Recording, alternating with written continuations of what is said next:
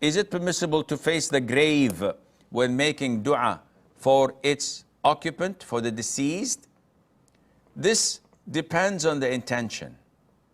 If your intention, which is the norm for people visiting graveyards, is to make dua for the deceased, ask Allah for forgiveness for the deceased, ask Allah to expand his grave for the deceased, then it doesn't matter where you face. Whether you face the Qibla, whether you face the Qabr, it's all alike.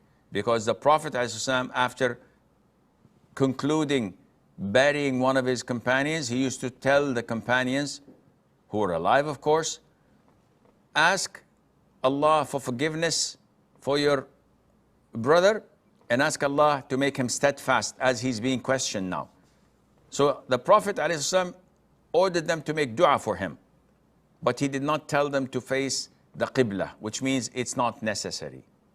But there are people who do not follow the Sunnah, who are ignorant of the authentic and correct and pure Aqeedah. So they may go to cemeteries and to graveyards to make du'as for their own selves, seeking the blessing of the location, thinking that this person is venerated to them.